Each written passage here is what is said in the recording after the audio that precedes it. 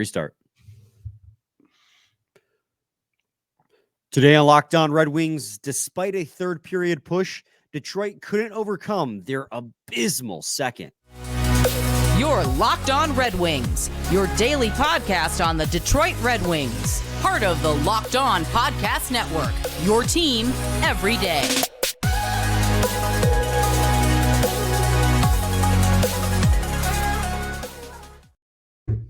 Welcome back to the Locked On Red Wings podcast. We are your hosts, Brian Fisher and Scotty Bentley. I'm a podcast producer for the daily JAWWJ News Radio podcast, while Scotty's host over at Locked On Tigers, as well as a freelance journalist for the Detroit News. And today's episode is brought to you by Sleeper. Download the Sleeper app and use promo code LOCKEDONNHL to get up to $100 match on your first deposit. Terms and conditions apply. See Sleeper's terms of use for details.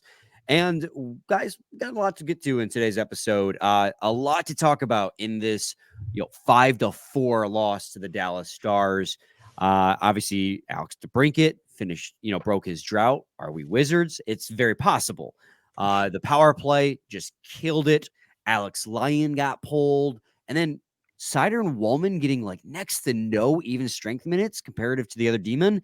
Some weird stuff winning on this hockey game, but they still managed to make it interesting at the end. But before we get to any of that, first of all, Scotty, how are you doing? Happy Wednesday. Yeah, man. Doing well. Doing pretty well. Obviously, a lot, like you said, a lot to talk about in this game. What else happened? A lot of Tiger stuff randomly, so kind of was busy there. Hall of Fame inductions. No Gary Sheffield. No Gary Sheffield, man. Yeah, hopefully they can right or wrong. Still got to get Lou Whitaker in there, but yeah, pretty good. On top of that, quick reminder before we get into it, Michael Rasmussen game use stick giveaway. I'll try not to give myself a splinter this time. It's still in there, by the way. I never got it out. But you can see here, you don't want to use it. Try to get it closer to the camera. This is collector item only. You can see kind of here on camera. If I'm not super blurry to everyone today, I don't know what's going on yesterday. No, it's much better today. But it's got a big old crack right here. So collector only. I mean, if you want to use it at your own own peril. But this came courtesy of the Little Caesars Arena team store. Authentics director Matt, he hooked me up with it. If you guys want to look more into Authentics, game used, autographed, Hockeytown Authentics inside Little Caesars Arena team store is the place to go. Shout out Matt. I really appreciate him hooking me up. And if you guys want to enter the sweepstakes for that hockey stick, and it's running until the end of Friday, February 2nd, I believe is that Friday.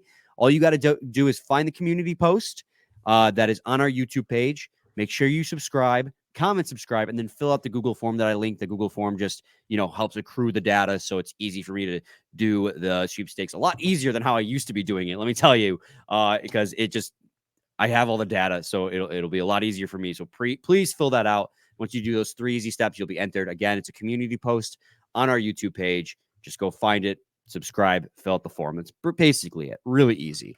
So yes, Scotty, we're 3.5 minutes in. Let's dive into the game. First things first, what is your one word to describe this hockey game?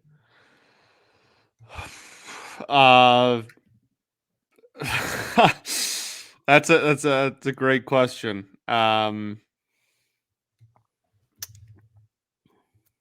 Second, the second period completely.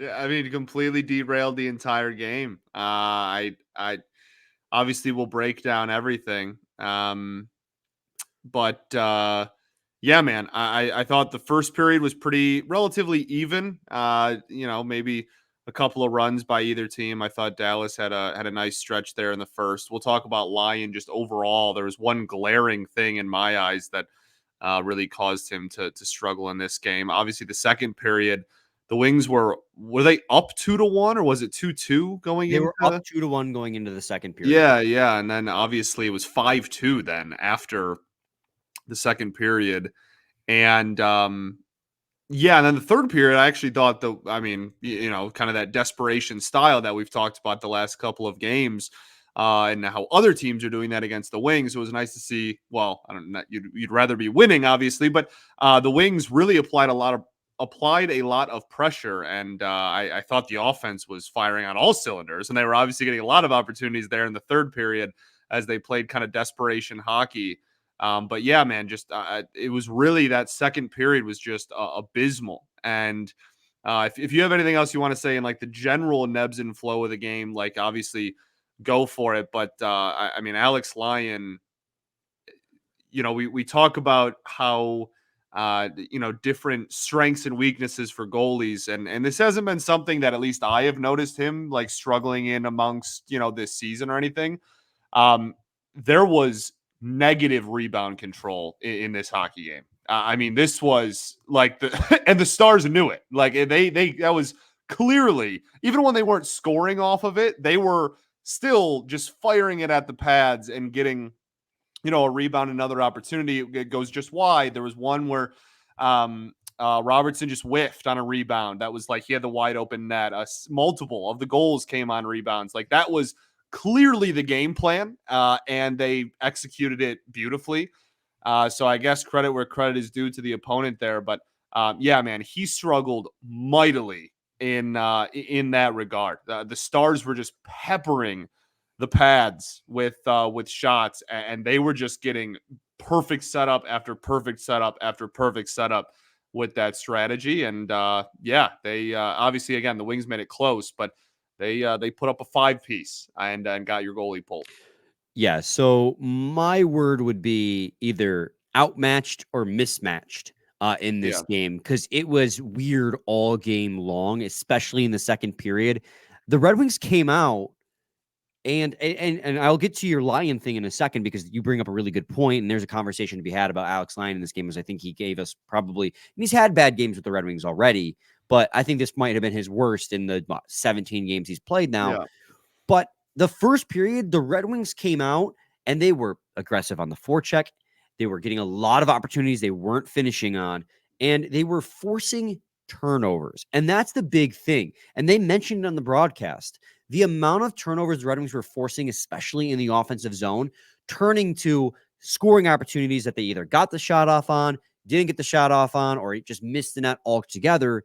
It was frustrating because like they could have been up in this period by the end of the period, 3-1, 4-1, if they had not blown those opportunities, but they couldn't bury them. Thankfully, the power play did convert, but I want to, before I get into that, I want to respond to your Lyon comments, because, you brought him up first, and that's fair to bring up. And I noticed it too. His rebound control in this game was really bad. The defense didn't do him any favors, right? No. I mean, there was one of the goals was Clean Costin just like was gonna clear the puck, and it just got swiped off his stick and put it. You know what I mean? Like that's not 100% on the goalie, which is something we bring up a lot on this show, is like giving everyone the fair share of credit or blame when it comes to goals against. But I mean, golly, if they weren't just, like I said, just flinging it on net because they knew that it was going to set up a rebound opportunity on the opposite end of the ice. Yeah, and I mean, one bad game doesn't mean I'm off the Alex Lyon hype train, so to speak, but he had a negative 2.49 goals saved above expected, which means he let in 2.5 more goals than what was expected given the shot selection. And yeah, the rebound control was bad. The reaction time was wonky too on one of those goals. I believe it was the second goal that they scored, the Mason Marchment, like 22 seconds into the second period. He got over on the shot, on the rebound, and for whatever reason, it went off his pad, off of his chest, off of his elbow, and in. Like, that's one he should have had. It's one he would want it back. The Essa Lindell one, and that's the thing, right? It's not completely Alex Lyon's fault. Not at all. He had a poor game, but so did everyone staying in front of him, the forwards and the defenders. 3 of those goals. He drop his stick a lot, by the way. Did. I noticed that too. That is a season thing. He's been doing that all year, and it's weird. Like, it hasn't really cost him. Like, there hasn't really been too many situations where you're like, oh no, but like it happens like a lot. Yeah. And it happened in this game too. It's just a weird thing to notice, but like the Essa Lindell one, like that's completely on Clem Costin. Yeah. Like Clem Costin, rather. Like the puck was right there on his stick, and he just literally didn't clear it out fast enough. And I'm sorry, it was the Rupe Hintz goal, not the Essa Lindell. Rupe Hintz literally just in one singular motion, stole the puck off his stick and put it 5-hole on Lyon. And I was confused by that. I'm like, how did that end up in the back of the net? 'Cause I'm watching Costa, and I'm like, he cleared it. Everyone assumed he cleared it. And then all of a sudden, everyone's celebrating. Like, what's going on? Puck went the other way because Rupe Hintz is freaking fantastic. And that's the other part, too, right? The second goal that Rupe Hintz had. Why did that happen? Another turnover by the offense. Dylan Larkin, and I love Larkin. He continued his 9-game point streak in this one with a power play goal in the third. Abysmal turnover near the end of the second period with about 5 minutes left in the second, I believe. Just passed it right to their team. They circled back before leaving the zone, and Rupe Hintz just rifled it past the glove hand of Alex Lyon. So, yeah, there were, I think, at least I would say the Esa Lindell goal was one that Lyon should have had back, but it's hard to, you can't blame him 100%, but he was not part of the solution either. Sure. He had a bad game, but so did everyone in front of him. That second period was just a complete breakdown on all fronts for the Detroit Red Wings. And I guess we'll continue that conversation in the second segment if you want, Scotty. I mean, this is going to be probably that, and the third period push are probably going to be the biggest things we talk about in this game. For sure. So stay tuned for that in segment 2.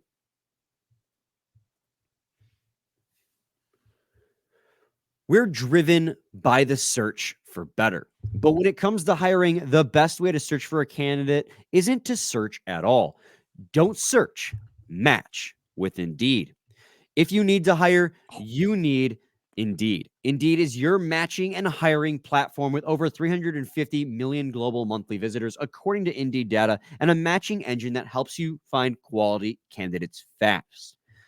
And Indeed doesn't just help you hire faster. 93% of employees agree Indeed delivers the highest quality matches compared to other job sites, according to a recent Indeed survey. I won't talk your guys' ears off. I've mentioned it 1,000 times. I'll just briefly go over it. When I worked as an assistant manager at Little Caesars Arena, or when I was the manager at Hockeytown Authentics, rest in peace, we used Indeed to hire. It was the thing, the software we used, the website we used, because it just made it so simple to look at all of the candidates that wanted the job and fill that need very fast, especially at LCA, where you have to employ 40 to 50 people, and there's a lot of turnover season to season.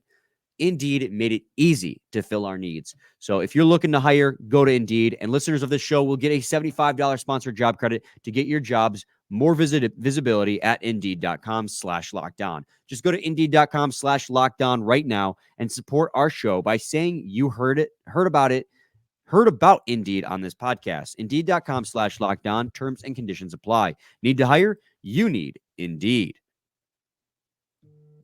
Indeed you do. I knew you were going to say it. I knew you were going to say it. I can't play the banner anymore. Yeah, we have an official. We have an banner now. actual thing. I appreciate you doing that for me, by the way. I put it up, and then I was like, oh shoot, I can't put it up anymore. I have to take it down. Scott Bentley is our official banner boy for the podcast. Yes, this is he usually helps me out. Thank you for that. Everyone knows that. For those who are listening, not watching, he made a custom Brian is bald LOLs for the podcast. It is my favorite thing. Yeah. Well, yeah. You'll be laughing your way to the unemployment line here in a second. Anyways, segment 2, Locked On Red Wings podcast.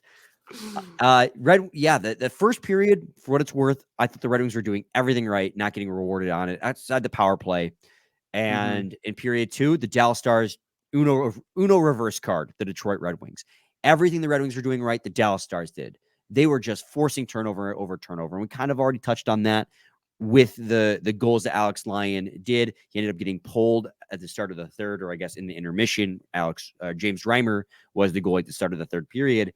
But when it comes to one period of hockey, I think that might be, and the recency bias is the thing, but I think that might have been the worst single period of hockey I'd seen the Red Wings play all season. You went in that period up 2-1, came out of it down, 5-2? 5-2. Yeah. 4 goals against in one period. It was really you lost the period 4-0. Yeah. It's certainly not great. Yeah. And I think Mickey Redmond said it best. I think he said the Dallas Stars are sieging the Red Wings or something along those lines. It's a siege against the Red Wings. And in the second period alone, and I'll throw up the Corsi map here for you guys in a second, The Stars had 62.5% of the Corsi for percentage. They had an 80% of the expected goals for percentage. And again, and that's at 5-on-5. The Corsi for is the shot attempts, and the expected goals for is the quality shot attempts. So they had an 80% share of the quality shot attempts in the second period. That was the only period in which the Dallas Stars had over 50% at Corsi for percentage, and they still finished the game with over 50 because they were so dominant in that second period.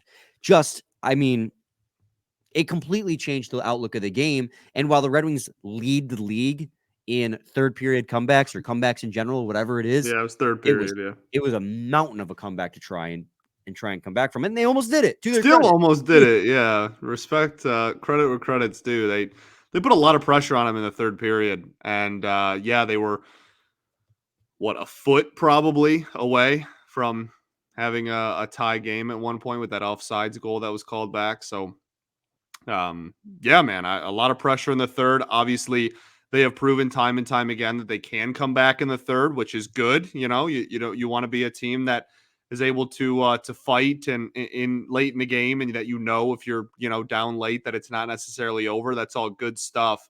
This was a massive deficit and hole that they dug themselves into in this one.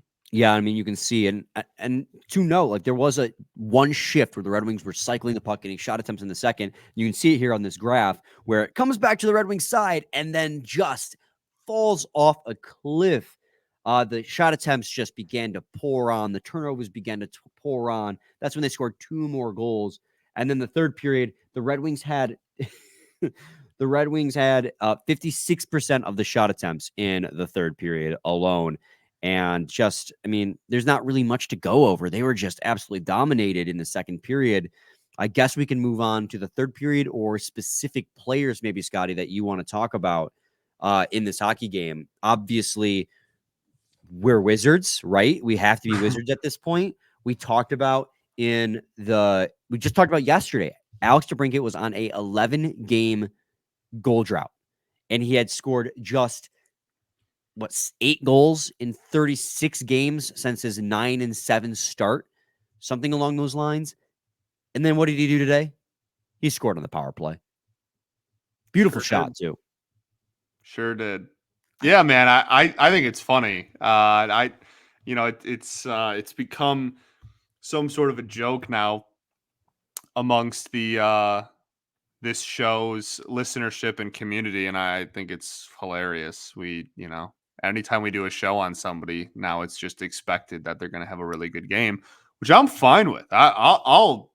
We can talk about everybody on the roster. We start talking about everyone and just have them, kind of snap in their next game. I'm all about that. If it helps the Wings, I'm willing to pay the price. So. Right. We just got to figure out who the next target of ours is. Who's right. in the crosshair. Right. But who's ended next? Yeah, but good for him, man. Hopefully it's a sign of things to come. Kind of keep the ball rolling, kind of thing. Well, on that top line, because he ended up in the third period because they wanted to shake things up. Part of that third period push, you wanted to switch things up. He ended up on the top line. He replacing David Perron, who also had a power play goal. He and DeBrincat and Perron both had beautiful shots for both their power play goals right as time expired in the first period. The feed to DeBrincat, that behind the back feed from Daniel Sprong, was nasty on the power play. Yeah. But David Perron Lucas Raymond had 2 points. He had 2 assists. Alex DeBrincat had a goal and an assist. And Dylan Larkin continued his 9-game point streak with a power play goal in the third and an assist of his own on the JT Compher goal. So Dylan Larkin, again, continues to kind of fly under the radar, it almost feels, this season because the scoring has been so spread out. He's now 2 points above a point per game. He's been really good. The only problem is in these last couple of games is the turnovers. He's had some really egregious turnovers. Yeah. But outside of that, he's putting the puck in the back of the net, or helping so. So it's a little bit of give and take with him right now, but he's still been producing, and it's nice that Alex DeBrincat finally got on the score sheet as well. For sure. Yeah, man. 100%. There's still a lot of, I don't want to call it like decisions that have to be made is not really what I'm going for, but there's still a lot of potential for movement. I guess I'll put it that way in that top 6, right? I mean, they're still trying to find like the spot that gets the most out of DeBrincat. Obviously, when Kane was playing, that was kind of the go-to thing. But now with Kane being hurt, obviously, they're back to kind of where they were pre-Kane, which is, at the beginning of the season, he was setting the world on fire with Larkin and whatnot. But then, until he started that lull before the Wings had signed Kane. And so there's still just a lot of, like I said, a lot of potential for movement kind of in that top 6, and just seeing all of the different decisions, whether that's in game or going into a game or whatever, has been, I guess, kind of interesting is the way I want to put it. But really, I mean, DeBrincat is just kind of the easy person to highlight when having that conversation. Yeah, absolutely. There's also a conversation we should have in the third segment about the usage of, and this is another thing when we talk about matchups, right? Seider and Wallman getting the fewest amount of ice time at even strength was the bizarrest thing I had ever seen in this game. But just before we go to segment 3, real quick, a little bow on the second period woes. The Stars in this hockey game at all strengths had 13 shots in the first and third period combined. In the second period, they had 25 shots. They nearly doubled their shot attempts in the second period over the first and third combined. That's how dominant they were in the second period. It was ugly. But anyways, we'll take a quick break. When we return, let's talk Wallman and Seider because that was weird. Stay tuned. Segment 3, Locked On Red Wings. Got to talk to you guys today about Sleeper. It's almost the halfway point of the NHL season. In fact, it's over the halfway point of the NHL season. Got to update that. Regardless of where the Red Wings are in the current standings, I want to remind you guys that you could win big by playing daily fantasy hockey on Sleeper, the official daily fantasy app of the Locked On NHL Network. Sleeper is the number one choice for daily fantasy sports and especially daily fantasy hockey. Because with Sleeper, you can win 100 times your cash in daily fantasy hockey contests. All you have to do is pick whether studs like McDavid, Kucherov, Crosby, McKinnon, Ovechkin will record more or less in their Sleeper projections for things like goals, assists, saves, plus minus, and more. To win a 100-time bet on Sleeper, you need to correctly predict the outcome of 8 player stats. You heard me, Red Wings fans. You can earn 100 times your money playing daily fantasy hockey with Sleeper. So start paying attention and nail your picks so you can start winning big. Use promo code LOCKEDONNHL and you'll get up to $100 matched on your first deposit. Terms and conditions apply. That's code LOCKEDONNHL. See Sleeper's terms of use for details and locational availability. Segment 3, Locked On Red Wings podcast. Scotty, Moritz Seider and Jake Wallman, after putting up 25 minutes of total ice time against the Tampa Bay Lightnings, played just 14 minutes and 22 seconds at 5-on-5 for Wallman and 15:52 for Moritz Seider, the fewest out of any defenseman on the team. Why? Like, I don't have a better way of setting it up than going, why did our best pairing defenseman play the fewest amount of minutes at even strength? And that's like my biggest problem with this hockey game. We saw how Seider, I think I do know why, I have a theory at least. We saw how effective, you got an email by the way, we saw how effective Seider and Wallman were against Nikita Kucherov versus the Tampa Bay Lightning. Kucherov played 18 minutes at 5-on-5 that game. Seider and Wallman played 15 of those minutes with Kucherov against him, and they held that line and the Lightning to 1 goal. So why then, 2 days later, did they play the fewest amount of minutes at 5-on-5? And just behind Justin Holl total for time on the ice in this game. I don't understand. I have the only explanation I have is matchup. And that's something that we really the last couple of weeks have seen them really match up Sider specifically with a certain skater, right? Anytime he's on the ice, Sider's on the ice, kind of thing. And we've highlighted all of those, and really that's the only thing that I can really think of. I know we had a conversation off air before about just like, really taxing game, maybe on a back, not it's this isn't a back to back, but from one game to the next, after getting used a lot in the last game, maybe they want to ease them up and give them a little bit of a breather and turn their usage down a little bit more. I don't see like that perspective personally. Like I think that like Wallman hasn't been playing. So I can't imagine that they're like, unless he's still like sick or something. Like I can't imagine that they're like, oh, we're, afraid that we're using Wallman too much. He's played like 2 games this month. So like, I can't imagine that it's that. And then like Sider, I mean, when have they ever cared about using Moritz Sider too much? Like they literally had the Iron Man graphic today. He hasn't missed a game yet in his career. Like I don't think they're really too worried about either of those players getting used too much lately, especially with a day off in between. It's not like it was a back to back. I the only thing that makes sense to me is they saw a matchup where they really preferred Ghost and Petrie, I guess, on the ice more. Is the only thing that really makes sense to me. But yeah, very noticeable thing in this game that was, I don't know if frustrating is the right word, but definitely was a head scratcher. So Sider and Wallman still played. Let me restart. Rupe Hintz and Jason Robertson, of the ice time they played, Moritz Sider of any Red Wing shared the most ice time with both those guys. Yeah.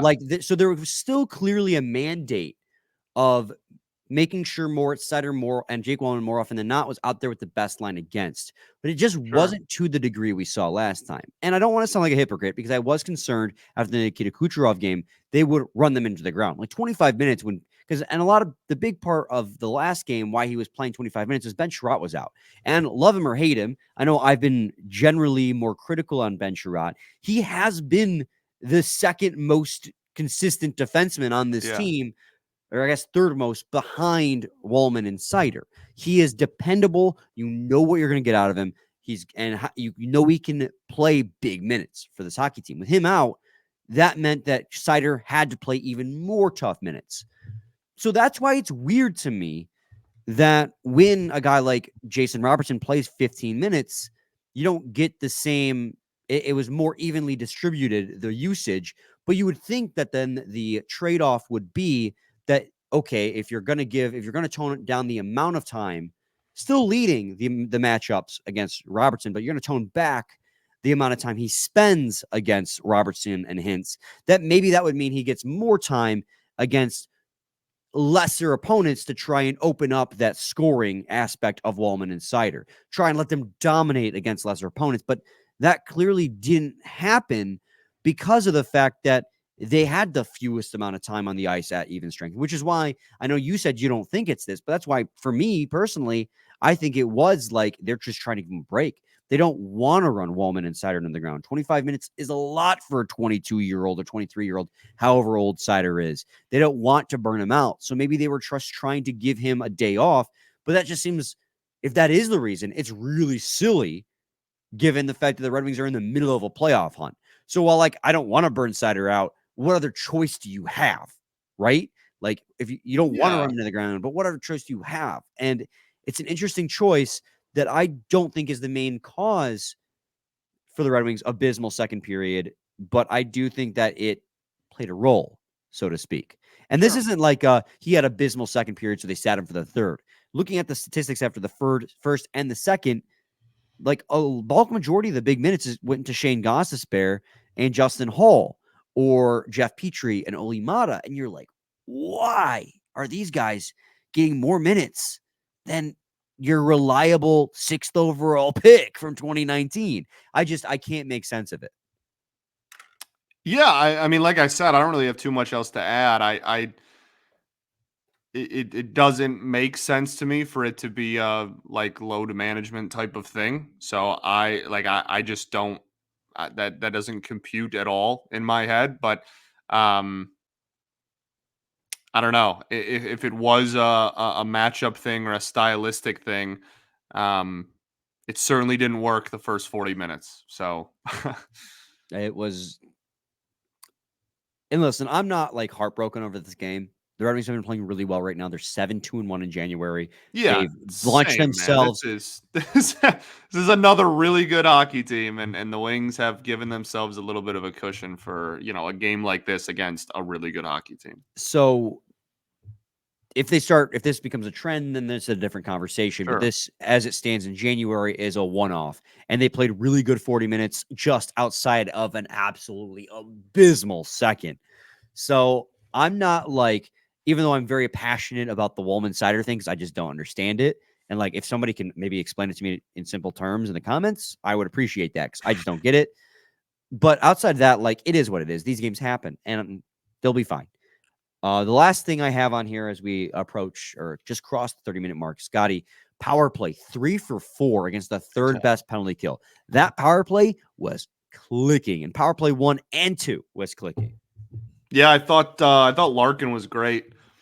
Just like positioning wise, I think that, I mean, just since you and I have been hosting this show together, we've had a plethora of episodes just like breaking down, the power play and who should be positioned where and how to like fix it at one point when it was struggling right a year and a half ago, and like all this stuff. And I feel like you finally are at a place where you've surrounded Larkin with some talent, where some of the pressure is off of him to do literally everything on the power play. And I just thought this entire game he was really stellar out there on it, and just again positioning wise. So yeah, but I mean, obviously credit to everybody. What did they go 3 for 4?